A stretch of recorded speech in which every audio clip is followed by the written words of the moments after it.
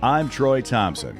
Over the last 15 years, our family has worked hard to create a place we call the center of the universe. A place where our kids and someday our grandkids can come home to and laugh, have fun, learn how to work, pray, worship God, and be a place to celebrate life with all our friends. After a quarter century in uniform, I put away one set of boots for another, working on our acreage, improving the land, fixing some structures, and building new ones. We say, give back to the community, be useful, keep your hands calloused, and spread the gospel. This is a little place in a little state right in the middle of flyover country, from which cries out a voice in the wilderness to all who might want to listen, learn, and laugh along with us. This is our American dream. Hello, friends and neighbors, and welcome to Sunnyside. Well, here it is, Monday again, the day after St. Patrick's Day. Now, I have to tell you, St. Patrick's Day is one of those holidays that I enjoy and have a hereditary tie to. We have some Irish stock in the family, and I enjoy wearing green. I think actually green is my favorite color, to be honest with you. I probably don't wear it enough. But regardless, I had a great St. Patrick's Day, and I hope you did too. I don't know about the green beer and all of that stuff. I think, beer should either be a dark or maybe a nice pale color or whatever it happens to be. But I like the story of St. Patrick, and we'll get into that a little bit later. I had some time with friends, our friend Donovan Johnson from the show here, which you've heard from a couple of times out there at Heartland Hill. And he and his wife, Barb, had a nice little dinner for everybody in the church choir that we're a part of. And that was yesterday. Really quite a bit of fun. And had never had corned beef just by itself without the hash. It's usually, I do like corned beef and hash, which the hash part is the potatoes, I guess. Somebody can correct me on that, but I'd never had just corned beef, and it was delicious. I do like that. My wife Heidi made an amazing batch of scalloped potatoes. I'm not sure that that's Irish, but let's say that it is because it involves potatoes. Think back to our family line of people that were Irish in our family, and I think they came from County Clare, I think is where I tracked them back to, part of the O'Day and the Murphy clan. And of course, being how we are, we didn't particularly like the people around us. They were all Irish, and so we left Ireland, went to England. We weren't wanted there because, well, we were Irish, and so then we moved to America, where they also did not want us because, well, we were Irish, but we were also white. And so, considering the circumstances of the time, we fit right in. And we were famished, so we were able and willing to do anything. And I guess that's how the Irish line of the Thompsons got into the country and have been here ever since. And probably like a lot of other Irish folks. And so take pride, I guess, in the Irish part. Well, again, we'll talk about St. Patrick's Day in Ireland and its significance a little bit later. It's not a St. Patrick's Day episode. We have a bigger picture that we want to talk about today, but that's something that did happen, and it was nice to kind of get together and commune with our friends from the choir at the United Methodist Church and just sit down and have a meal together and share a lot of stories about genealogy and different things like that. That was an interesting conversation. I hope you get the opportunity to do that too.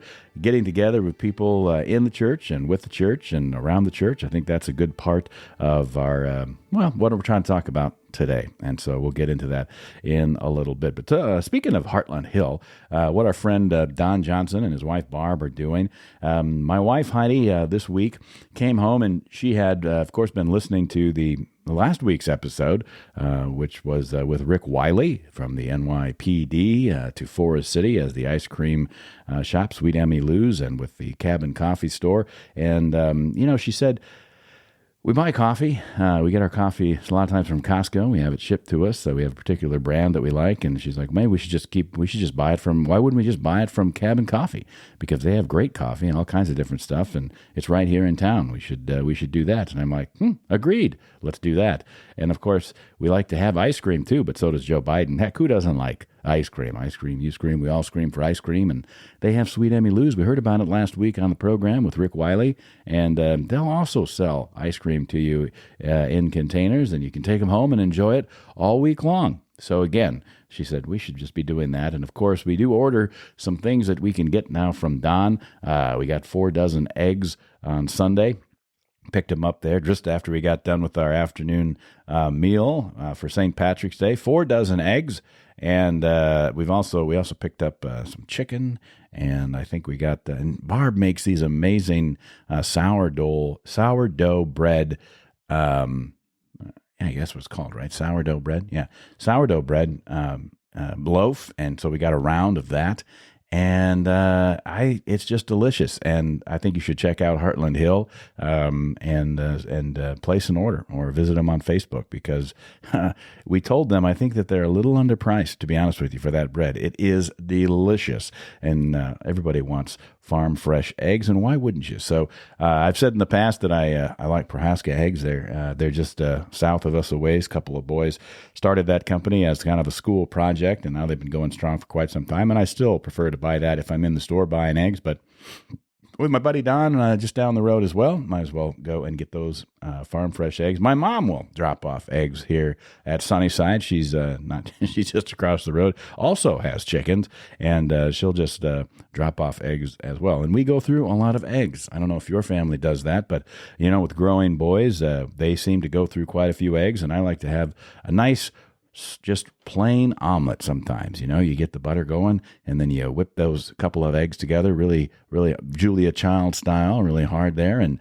then pop them in there and keep it moving, flip it over, and then the next thing you know, it kind of poofs up, and just a little bit of salt, and you've got it, just what you need for a nice breakfast. Not that hard, goes pretty quick, and yeah, sounds like I'm working for the Egg Council in Heartland Hill. I'm not, but I think that if you have the opportunity, I think that my wife's got a great idea. Why not find the people in town that you live in and find a way to help support them? Because you're probably finding that they have good quality products and you like them as a treat anyway. Might as well treat yourself on a regular basis. And so that's what we've decided to do here at Sunnyside, which is something that maybe in the future you can help us do, because I've been talking about getting some livestock myself and going beyond the massive hay operation that I've been that I guess I had last year, and look forward to this year as spring approaches and the weather gets better. And I checked my alfalfa field, and it looks like we're going to have more alfalfa again. I hope it's not too dry. I really don't know what I'm doing too much, but I guess the hay is good, and so that is something that we'll continue to sell.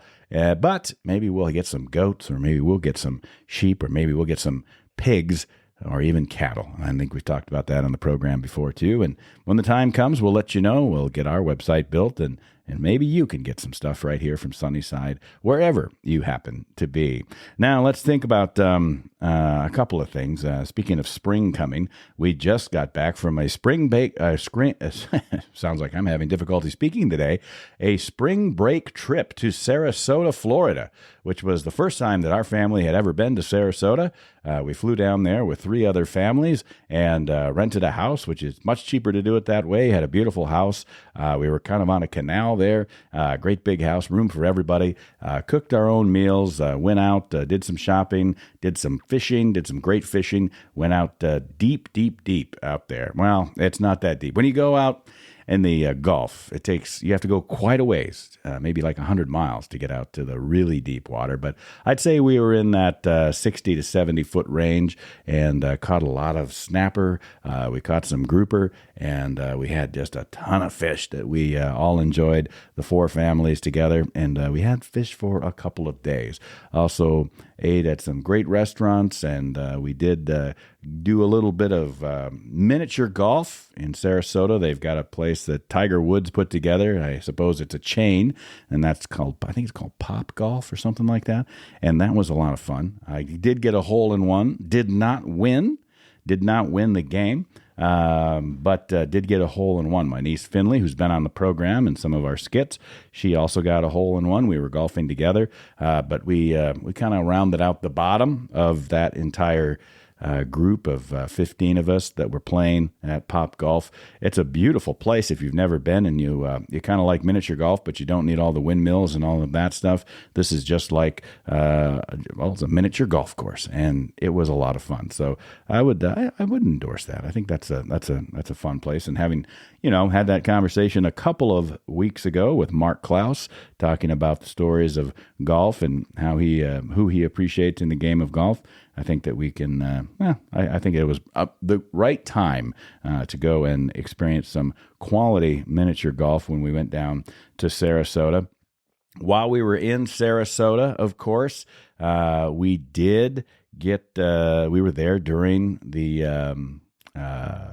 a variety of things that we watched. We watched the women Hawkeyes basketball games a couple of times, and then we also watched the State of the Union. Actually, the State of the Union would have been on the night that we finished at Pop Golf, and my brother-in-law Reed faked an illness so that he could go back to the house via Uber and see the whole thing, because he's a huge Joe Biden fan, and he just wanted to be there for every moment of the speech, I guess, the half hour of walking into the chambers with the joint session of Congress there, as they did the State of the Union. I'm kind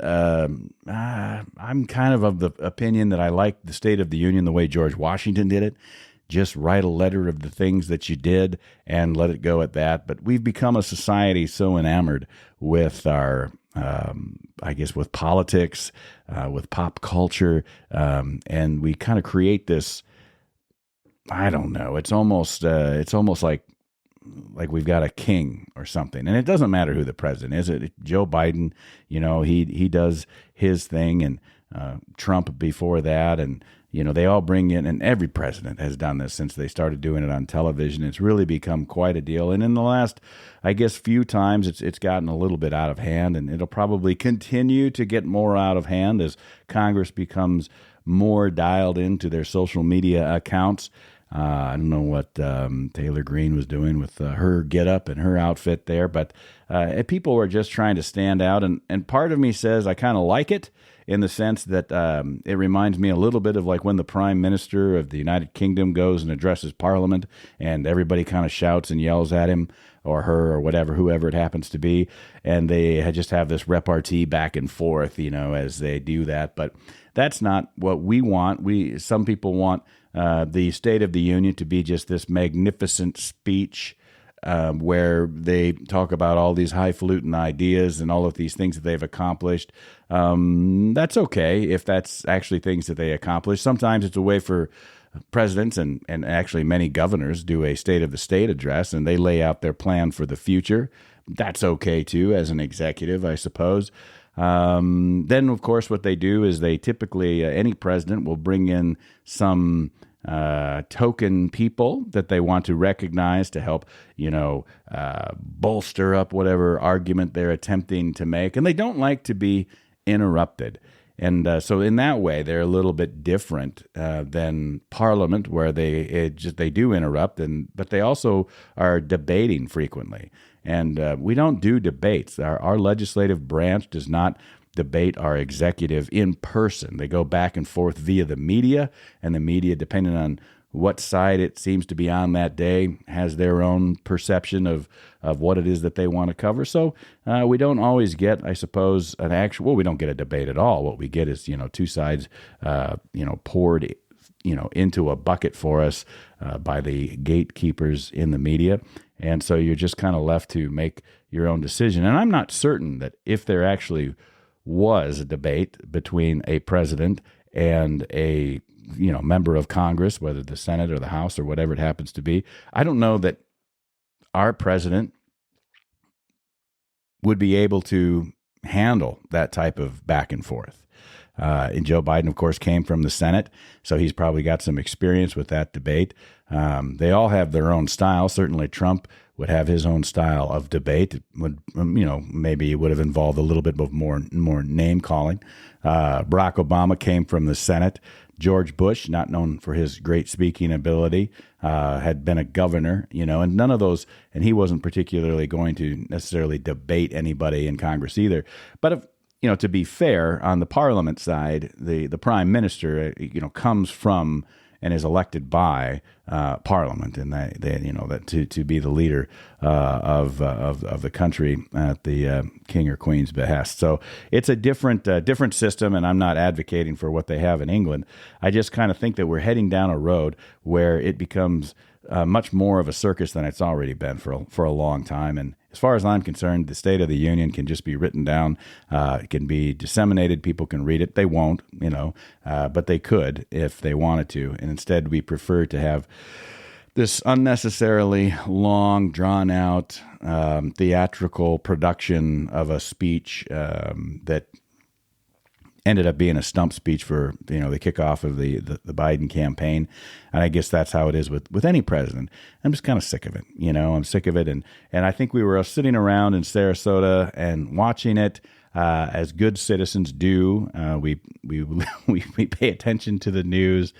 And look, nobody in that particular group of the 15 of us is a fan of Biden. I know I said that my brother-in-law Reed is a fan, and that's not true. He's the exact opposite. In fact, he packed a Trump flag that he could hang on this magnificent house that we were staying in that we had rented, and it kept coming down, which I was okay with. It's kind of like, why do we have to bring that? I think Florida figures out who they're going to vote without the folks rolling through a week at a time and doing their thing. I didn't do anything to it. It was the wind, by the way. It wasn't, nothing on my part. But I just what I noticed about this whole thing, and this is what is gonna lead us into the rest of the conversation. The conversation today was that here, we're all sitting around and we're watching the State of the Union. We're not fans of Biden. And, if it was the other way around, would we be as fair to, somebody that we had voted for? Probably not. We'd probably be pretty biased. And so we got to check our own biases. But we're watching these things. And really throughout the week, politics does come up in our group. It is something that we do talk about, as you can imagine. And maybe you do too. Maybe you don't. Maybe you're just a group of friends that sits around and talks about sports all the time. I don't know what you do, but that's something that we don't talk about politics all the time. We talk about a lot of things, but politics does come up. And what I noticed is that, we talk and we complain, and this is just our little microcosm, our little group of 15. We're all kind of the same bent. And so we have this fairly similar political philosophy. In some ways, I'm much more conservative than many people, but in other ways, I'm much, much more libertarian. And so everybody kind of comes from it at their own angle. This is the way life works. What I'm hearing people complain all the time. I'm hearing a lot of complaints about the way that the country is. I'm hearing complaints about the status of our schools. I'm hearing complaints about the status of our communities, about our churches, about our the things that are going on locally, at the state level, nationally, and internationally. And everybody's got complaints and criticisms, and we're all just, the state of the world. The state of the world is just terrible. And whether it's our, what's happening to our kids, or the influences that are on the social media or television or movies, or just you name it, everybody is just unhappy with the state of the world. And I think that's probably a normal thing that throughout generations, for millennia, we have just said, we're not happy with the state of the world. Well, I got news for you. The state of the world is never going to get better. The state of the world is fallen, and we're a part of it, and we're fallen. And you and I, we're sinners, and we suck. And most of the time, we make the wrong decision. Given the opportunity, if we really followed our heart, we would do, and we thought we could get away with it, we would do not great things. And this is the state of the world, and we've created a world and allowed a world to come into place that is the norm. that we have allowed our world to be a place where all of the negative influences become normal, and we try to normalize them. And it is clearly, in my opinion, just the work of the devil. And so, without sounding like an old witch hunter or anything like that, I just believe that, look, we're already fallen. We live in a fallen world, and we all complain about how fallen it is. And yet, for the most part, even as I'm sitting around with my friends, and I'm like, well, we're not like most, we're not, we're going to church, like our family goes to church, so we're doing what I think is an active thing to be, what we can do to be, in this world, but not of it, or of the world. Yeah. In this world, but not of it. And you do that by saying, well, we're going to, as far me and my house, as the Bible says, we're going to follow God. And I feel like that, I'm not going to leave you without a solution. I feel like that is the solution to a lot of our complaints, that we have this never-ending just complaining that we do all the time about how bad the world is, and yet in our own lives, we're doing almost nothing to be right with God. And I think that if we're right with God, then we're probably going to be okay. I mean, that seems to be the example that the Bible proves out again and again and again. And it also proves out that human beings will turn away from God. Cultures then turn away from God, and it starts in the family. And when the culture turns away from God, and we're all standing around going, oh, everything's so terrible. And it's like, can you believe what they're doing now over there? And oh my goodness, and just like the crazy things that, all of that stuff that's nothing new under the sun. What we think is crazy culture now, name it, whatever it is, you shouldn't, whether it's, what are the hot topics? Transgenderism is a hot topic right now. Oh, the world is falling asunder. I mean, we're doing the Bible in a year right now. I've been reading the Bible in a year, sending out 3 to 4 chapters every single day. In fact, today, very excited because today, the Bible in a Year bonus episode that comes out today is the book of Ruth. There's only 4 chapters in the book of Ruth. We've gotten through Judges, and hopefully you're following along and you've been listening to the Bible in a year.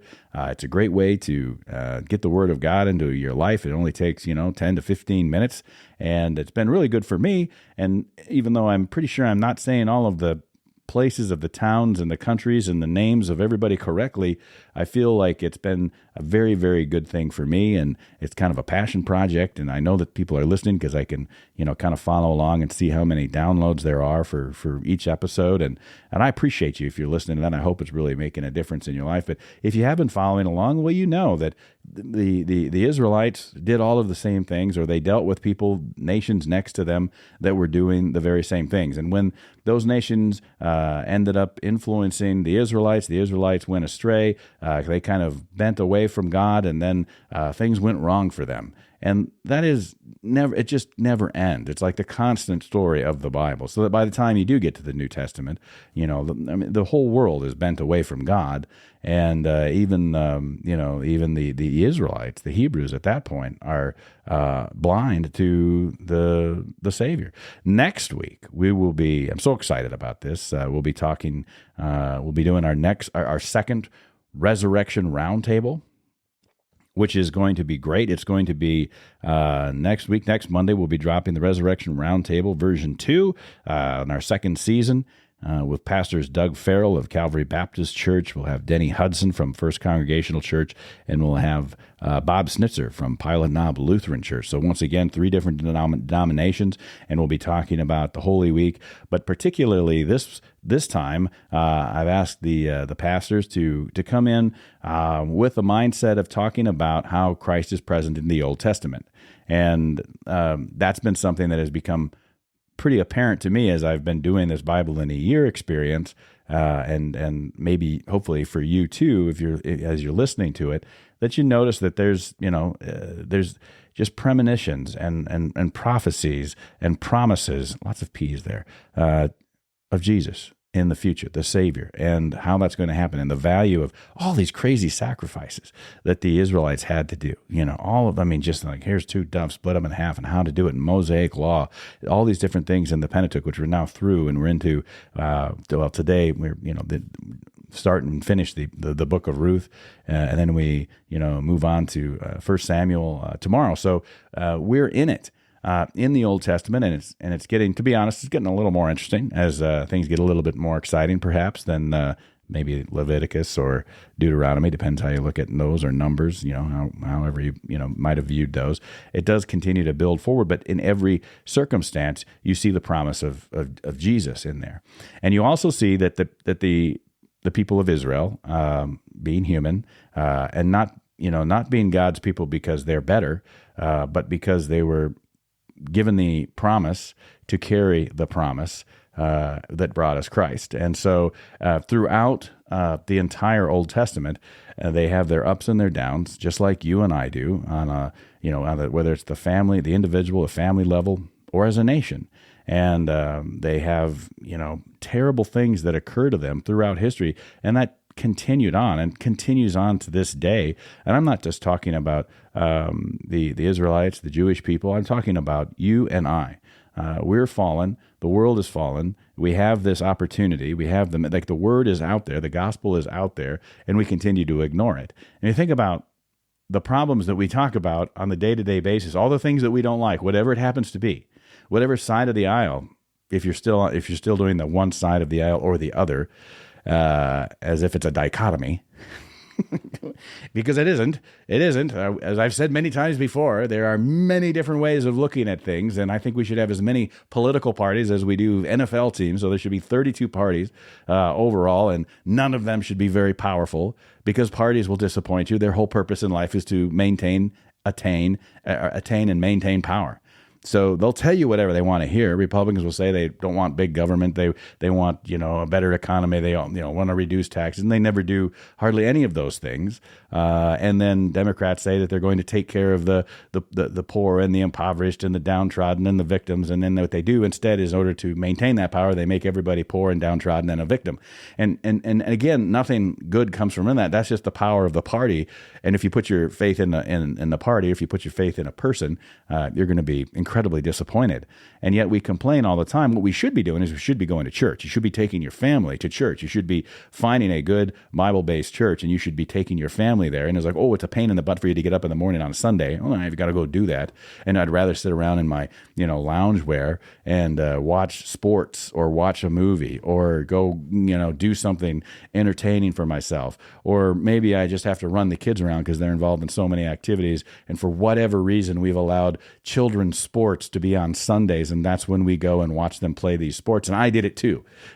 My kids played football and basketball and sometimes baseball on Sundays. So all that does is take you right out of church, and so then it's like, well, if you're not in church, are you praying? Are we praying before our meals? Are we praying when we wake up? Are we praying when we go to bed? Are we just saying on social media when somebody posts something disastrous or in their life, praying for you? I was like, are you though? Are you really praying? And who are you praying? And how are you praying? And I'm not going to get into, how to pray. I think if you listen to Bible in the Year, at the end of every single one of those bonus episodes, we do the Lord's Prayer. That's how Jesus said to pray. Probably should just do that. That's a pretty simple way to do it. God knows what's on your heart. But my biggest problem, I think, with this whole situation, whether it was as we watched and complained about things that we heard and saw on the State of the Union or things that we see on social media, all of those things seem to be rooted in the fact that none of us are doing what we should be doing for God. None of us. We're doing whatever we want for ourselves, and we're wondering why the whole world is messed up. Well, it's because we're messed up, and we're not doing anything about it. And we're not disciplining ourselves, including myself. Like I'm not trying to I'm a hypocrite in many ways, and I recognize that. One of the big arguments about I'm a spiritual person, but I don't go to church because the church is full of hypocrites. I guess that person sounds like George W. Bush for some reason, but the good news is it is true that the church is full of hypocrites, and there's room for one more or many more, including yourself. And so, what if you're not trying to bring your family into a faith, into a way of following the way through Christ? No wonder things in the world continue to get worse. No wonder we can't explain why things are not good. Jesus said, the poor will always be with us.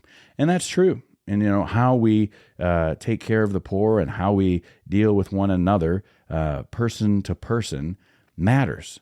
How we teach our children to live matters. And faith is a big part of that. But, I have taken time away from the church and not gone. And I have seen many of my friends that have, sent their kids to confirmation and gone to church and done all of it, and then they don't go to church anymore. And I think that's just, it's terrible. It's not. I want them to be in a church somewhere. I want to be able to talk about spiritual things with everyone, and sometimes I do, but it can be a challenge to tell people, listen, you need to go to church. But since, I'm in here in my studio and by myself listening, and you're listening to me as I talk now, wherever you happen to be, I guess I can say you need to go to church. If you're not in a church right now, what are you thinking? How are you making your kids be prepared? Do they know? Are they listening to the Bible in the air? It's fine if they don't. I get it. I mean, it's hard enough for maybe you to listen to it. If you listen to it at all, you might skip over and just do the Mondays. I don't know. But it's like, but regardless of that, like, do they know there's 66 books in the Bible? Do they know that there's 39 in the Old Testament and 27 in the New? Do they know what those each one of those books is about? Do they see that the message of Christ is woven into all 66 of those books, that it is one continuum about the way that we should live, and that the promise that we have, and that there is a heaven, and that we do have the ability to be welcomed into it, but only if we know Christ. Like, that is the message of the Bible. So when sad things happen, when people die, when, our loved ones die and people that we don't know pass on, we just automatically try to salve it over by saying, well, they're in a better place now. They may not be. And that's a hard thing to tell people. We hope so. But in what way do we possibly know that they ever had a conversion experience with Jesus Christ, that they were living as a slave to Christ, and that they were doing things that would be evident because of the power of the Spirit in their lives, that they are Christian, other than the fact that we just don't want to think of the fact that they're gone forever and they may be not welcome in heaven. And that would then force us to look at ourselves and our own lives and how we are training and teaching our children in the same way. And those are maybe I don't want them, they're not harsh words. I think that they're just fact, right? Like, we all like to believe that there's a heaven. We all know we're going to die. We don't like to think about it very much. And then we think, well, we'll probably go to heaven. Well, you can't do anything to get yourself into heaven. Like, there's no works you can do, despite what some faiths say. There's nothing that you can't earn your way into heaven. It's not possible. God doesn't need you, doesn't need your works, doesn't need me. But what we need God. We're built for worship. We're built for that. And there's this, I think that's why music is so powerful in our lives, is like there is something there to that. There's an additional element, an additional layer. There's all these different things that to me God is present in, but they can be twisted and bastardized by the liar. And that's just how we get to a world where we can spend all of our time complaining about how bad everything is, because everything has been twisted by the liar, and we can justify everything that we do because it seems kind of right, or it seems like I don't want to say the word kosher, like the kosher thing to do right now is whatever pop culture says or whatever is politically correct, or that is the complete opposite answer of what you should be doing. What does the Bible say you should be doing? How does, what is the truth about that? And it is a better way to live. It is a better way. And it's right there and it's available to all of us. But we have to choose to take it. And given the opportunity, most of us choose not to. And be honest with you, like I'll choose the wrong thing too every day. I was like, wow, I'd rather, do something else or whatever.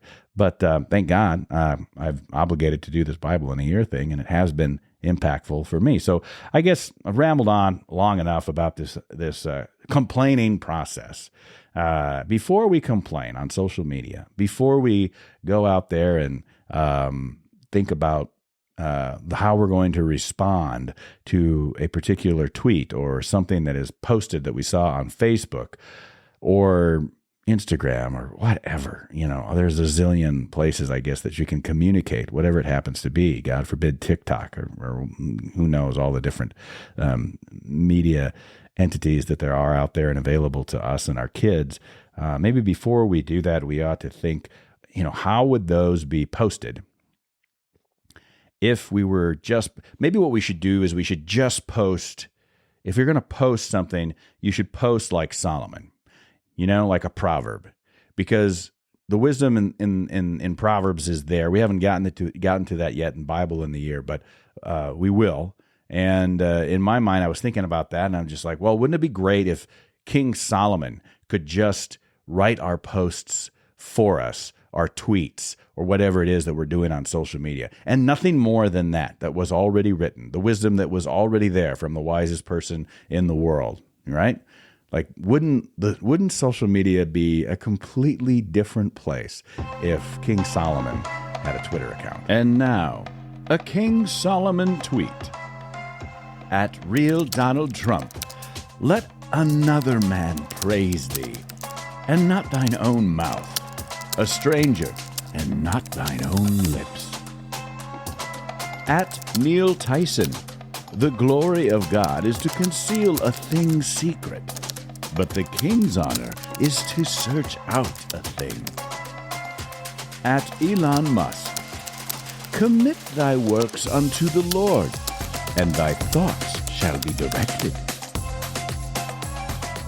At Keith Olbermann, a soft answer putteth away wrath, but grievous words stir up anger. Anyway, I thought that would be funny. Maybe it's, wouldn't it be great if King Solomon had a Twitter account? But since that's not going to happen, you do have the Bible available to you. And maybe before you post your next thing on social media, or you start, making a tweet or whatever it happens to be, just why don't you just reference the proper psalm or proverb and go with that. Let's just go with that. I think that would be a better solution, and social media might just get better, although no promises there. It's supposed to keep us angry and distracted from the truth, and it is addictive. Our addiction to our screens, our phones, and I'm just as guilty as anybody else. I can separate myself from my phone maybe better than some people. It's frustrating for people that are trying to get a hold of me. I don't necessarily answer every phone call. It's not that I'm screening them. It's just I get to decide, I guess, when I pick up the phone. And then also same thing with texts. I usually respond to texts pretty quick, but not always. I'll get around to it when I get around to it. And I because I grew up before all of these things existed, like half the country, and we were fine. We had a phone that was in our house, and there really weren't that many emergencies. And yet we've convinced ourselves that if we don't know what's going on Facebook or Instagram or Twitter or X or whatever it is, or whatever, immediately, if we don't have this stupid constant group text thing going on where everybody has to have the last word and your phone never stops buzzing or whatever it is, it's like if we're not constantly connected, but we're constantly connected and we say nothing. That's the problem. And it's supposed to keep us distracted. It's better if we can just take in a nice, beautiful day like we've had so many of, enjoy a sunset or a sunrise or just the blue sky or the rainy weather or the bad weather, whatever it is. Just appreciate all of it. Take time with our families. Take time to enjoy the little things in life that we're so pleased with here at Sunnyside, and hope you are too. Maybe get away from the phone a little bit. But since we can't expect King Solomon to tweet for us, we might have to tweet King Solomon's words to others in lieu of the things that we think we should say that are so smart. Think how different our politics would be if we had our politicians argue in terms of the wisdom of the Proverbs versus whatever it is that they were doing at the State of the Union. I don't know. This is a great opportunity, though, to highlight a couple of other things that are coming up this week. This is going to be a shorter episode. I don't have a guest, and just had some things on my heart that I wanted to tell with you guys. But I will say that this Wednesday, we're also, I'm a producer for Mr. B's Dinner Party, and that is something that has been fun to produce. He does a show every 2 weeks, and this week he'll be reviewing his choices, seeing how he came out on his Oscar picks, which was his episode 2 weeks ago prior to the Oscars, and now he's going to come back and he's going to review those, how he did.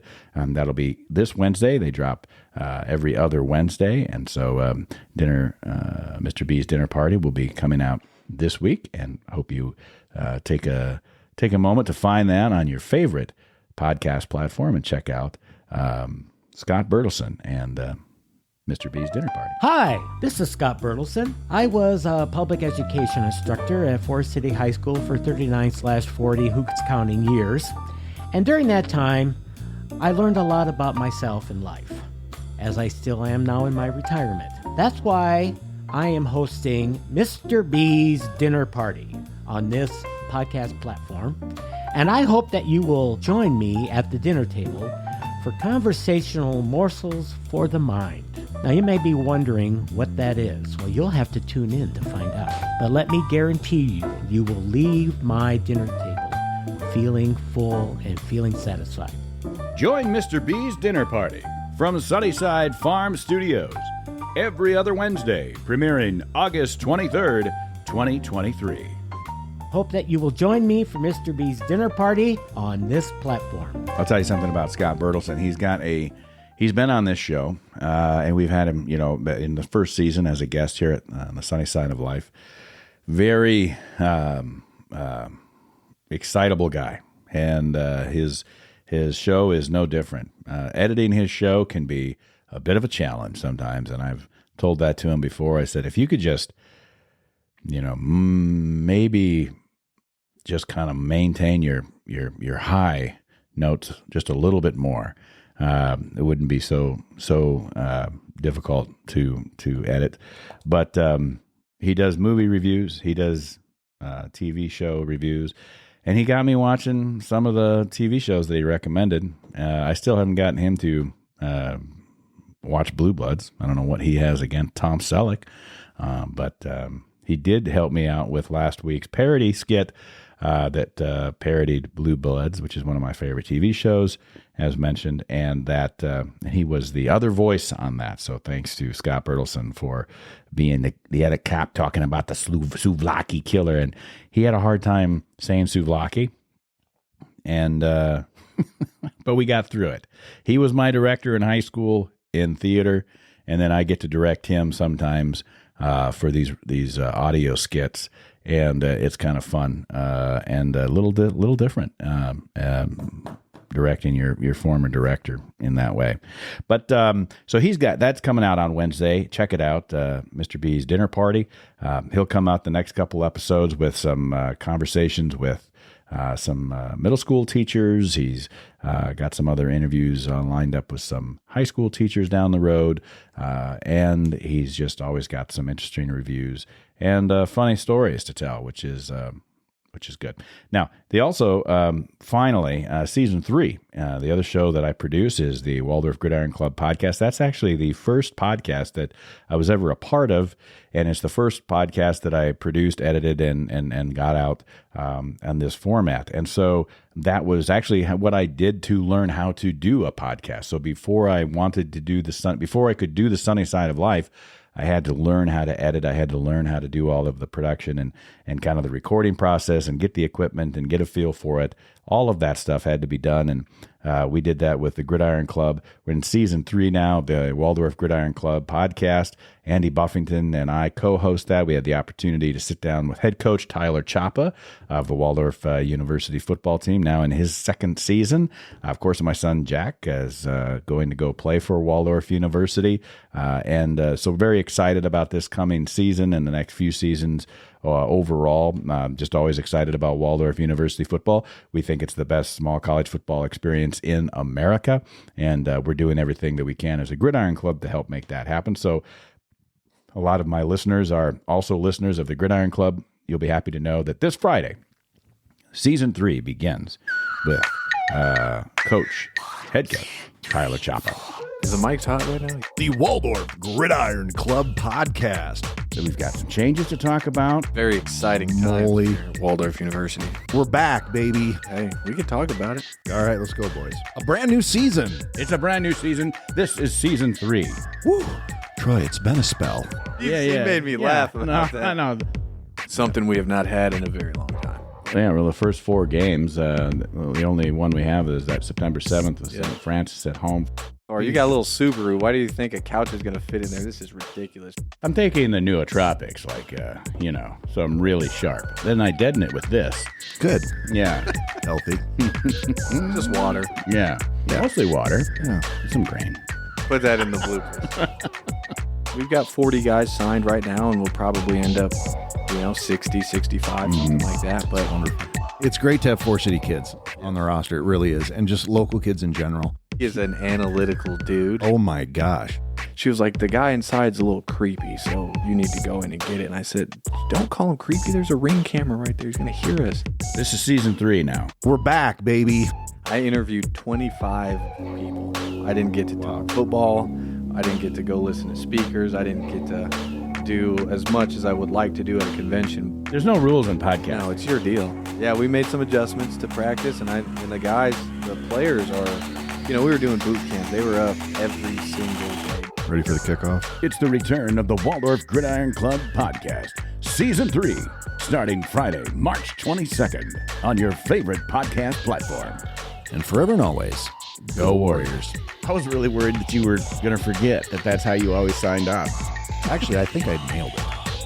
So that's going to be a lot of fun. Can't wait to continue to do more episodes and just talk to more football players. The whole idea is that we'll get those kids to be able to tell their story. We do talk about football, but it's really mostly about the individuals that we're talking to, getting to know them, getting to know their family, what brought them to Waldorf, why they love the game, what they like to do when they're not doing their homework and they're not playing football or preparing for football, what drives them, what their future plans are, all of that stuff. It's fun to hear them talk about their teammates and their friends, and it's a great way for parents who may not get a chance to hear their kids' voices talk about those things in a different format. So it's a way for parents to be able to hear their kids wherever they happen to be in the country. So that's the Waldorf Gridiron Club podcast and season 3 on Friday. So pretty excited about that. Now let's wrap this all up and with a nice green shamrock bow. The St. Patrick's Day that I was talking about that just happened on Sunday. Great day, and already talked about going out to Heartland Hill and having a kind of an Irish meal and all of that. But let's talk a little bit about St. Patrick himself. Now, here's a guy who grew up in England and was, what you might call a bit of a prodigal son. He was raised in the faith. So this is, I think, 4th century England. The Roman Empire is still a thing, albeit on its way out in the next 100 years. And so Patrick is A young person, I think he's 16 years old. He gets kidnapped by Irish marauders, and they're trolling across the north of England, which is where Patrick lives, and they capture him and probably some other people and take them back to the Emerald Isle, where he is a slave to a tribe leader, a clan leader, I don't know, whatever they're called in 4th century Ireland. And he's a slave at 16, and he remains a slave for 6 years. And so he's a Romanized Anglo person from the north of England, a teenager, kidnapped, put into slavery, and escapes at, say, the age of 22, 23, somewhere in there. Makes it back to England. And while he had been a slave, even though he wasn't a very good Christian, and he wasn't a very good person as a teenager, and I can certainly attest to that, and maybe you can too, he was brought to a realization as a slave that God was working in his life. And so he became a very faithful person. And he ultimately was released, or he wasn't released, he escaped, and he returns to England, gets back to England, reunites with his family, who they were faithful, they were Christian, Romanized Christians, and they he goes and becomes a priest.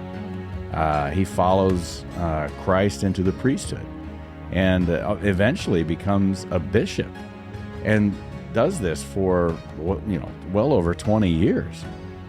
At some point, I think he's 48 years old. He's been doing this for quite a while, over 20 years, and he's a bishop at this point, and he's in England, and it's been over 20 years since he was a slave, but he has never forgotten that, and he has this dream or a vision in an Irish dialect, because he did learn how to speak the Irish language while he was a slave, as you would probably have to do in order to be a good slave. So he's kind of got that Joseph experience when he's in Ireland, and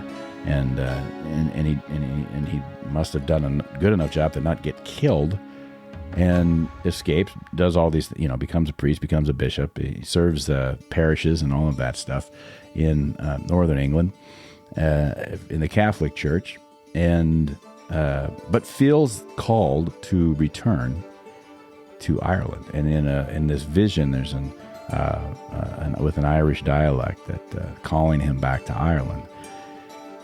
And so he prepares himself, and within a year, he's back in Ireland. And now he's much older. I mean, he's 47, 48, 49 years old. He's approaching 50.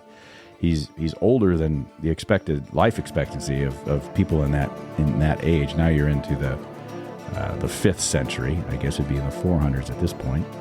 And so he's an old man, and now he's back in Ireland, where they had held him a slave. And he just lives with the people and proselytizes and evangelizes and shares the gospel and begins to teach people. And he did it in a different way. He didn't try to make the Irish not Irish. He didn't try to make the Irish Anglo. He didn't try to make them Roman, which is a mistake that missionaries, I think, have made for centuries, just almost all the time. They're like, do it our way, this way, this is how you dress, this is all that. He didn't do any of that stuff. He just said, let's get you the gospel and let it sink into your hearts and minds. And it did. And so here was a guy who was raised in a Christian home and didn't think very much of it. Didn't live. It was kind of a wild one. And a teenager, typical teenager, didn't take religion seriously, but had been raised in a faithful church-going family, that was Christian. Became a slave, and the significance of everything that he had learned as a child in this Christian family about his faith came into play and played out in his slavery. And then it played out in his escape. So much so that he became a priest and then a bishop, and he served all of these parishes and for decades, and then felt called to go back to the place that had put him in slavery in the first place, and ended up converting an entire nation to Christ, and did it in a way that wasn't, with the sword, or making them become Roman, or making them abandon their heritage, or any of that stuff. And it was so significantly solid that they maintained that faith, so much so that when the Roman Empire did fall, and this is the work of God, right? When the Roman Empire inevitably did fall, many of the documents from the church were preserved because they were hauled out of Rome from the barbarians and taken to Ireland. There's an entire book about how the Irish saved civilization, and it's biased, obviously, towards the Irish people, written probably by an Irish guy.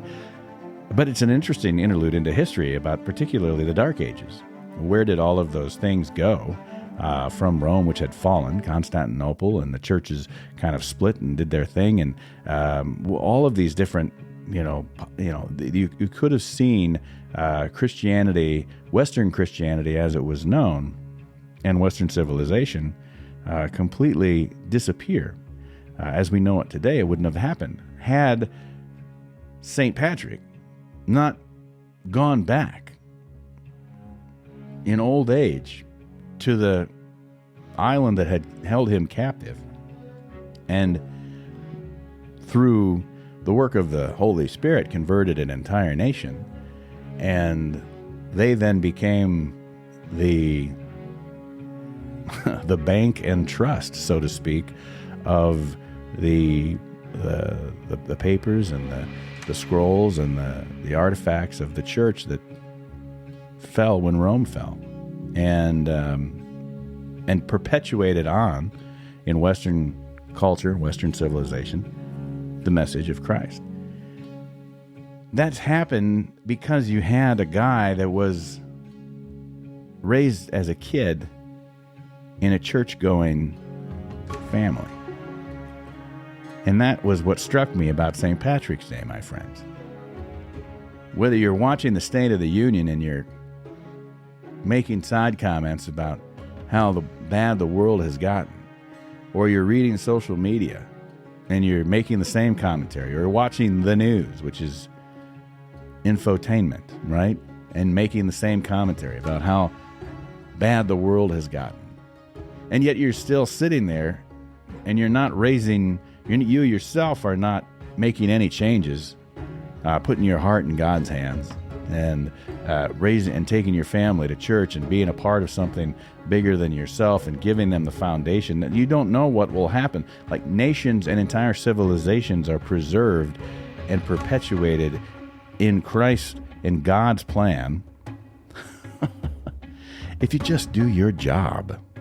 If we just do our job as parents, if we raise our kids right, some of these problems that we're so hysterical about, they're still going to be there.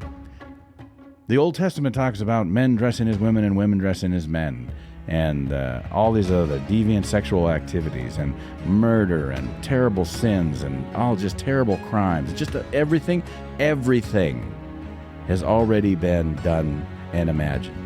And it's God's like, yeah, you can do those things, but you may not if you're one of mine. And the only way that anyone's going to know that is by telling them. And if we can tell that to our kids and our family and our loved ones and our friends sitting around us as we watch the State of the Union, then I think that we're going to have a better world to live in. And I think that was the point.